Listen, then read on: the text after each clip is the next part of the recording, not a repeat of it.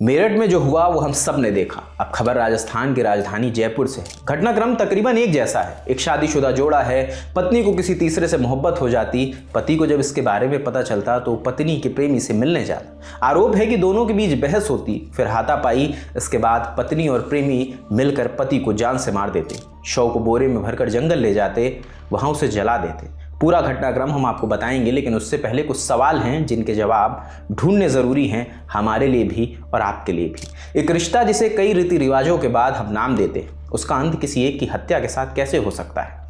अगर कोई अपनी शादी से खुश नहीं है तो उसके अलग होने के न्यायिक प्रावधान है। मेरठ और जयपुर में हुए ऐसे केसेस कई नए सवाल खड़े करते हैं। सवाल ये भी है, क्या इन लोगों को नियम, कानून, कायदे और पुलिस का कोई डर नहीं? आरोपी खुलेआम दिन की रोशनी में बाइक पर किसी के शव को लेकर लोगों की भीड़ के बीच से निकल जा रहे हैं, उन्हें कोई डर नहीं है। सवाल यह भी है कि ऐसे केसेस में आरोपियों को सजा क्या मिलेगी?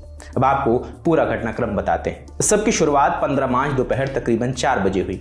आज तक की रिपोर्ट के मुताबिक धन्ना लाल सैनी, जो पेशे से सब्जी बेचने का काम करते हैं, जयपुर के लगभग 16 किलोमीटर दूर सांगानेर में परिवार के साथ रहते थे। उनकी पत्नी गोपाली देवी एक कपड़े की दुकान में काम करती थी।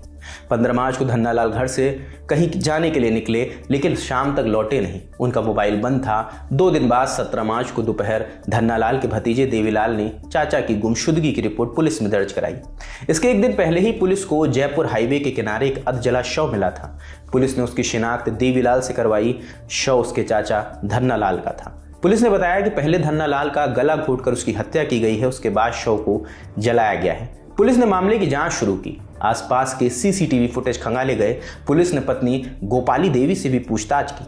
पुलिस को कुछ अब शक होने लगा था। दैनिक भास्कर की रिपोर्ट के मुताबिक कुछ वक्त के पूछताछ के बाद गोपाली देवी ने कबूल किया कि उसने अपने प्रेमी के साथ मिलकर पति धन्ना लाल की हत्या की है। पूरा घटनाक्रम बताया उसने।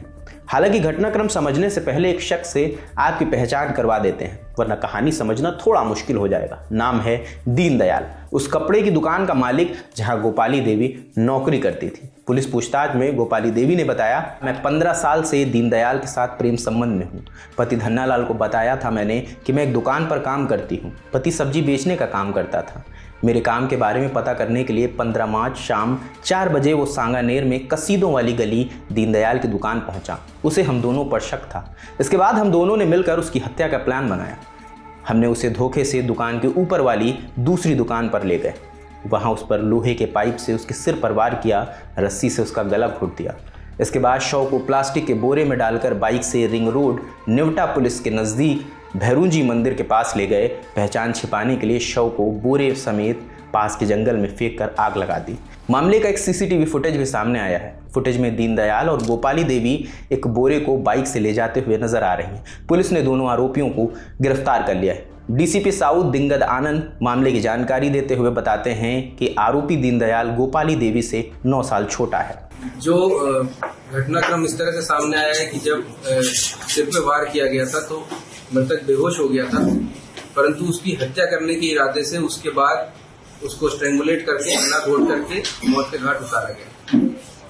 वारदात कहाँ की गई और फिर इन्होंने वहाँ ले जाके जो वारदात की शुरुआत होती है वो सांगानेर थाना क्षेत्र में जो सह आरोपी है दीनदयाल, उसकी दुकान है श्याम फैशन के नाम से, वहां पे हुई है, जहां इनकी बहस हुई, जहां इनकी मारपीट शुरू हुई।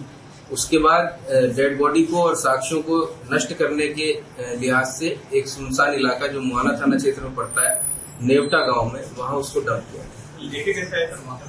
जैसा कि मैंने बताया कि एक कट्टे में डाल के, वो कट्टा भी जो सह आरोपी है उसी की दुकान का पैकेजिंग मटेरियल है, उसमें डेड बॉडी को डाल के डंप किया और उसको वहां जलाया। मोटरसाइकिल पे उसको ले गए।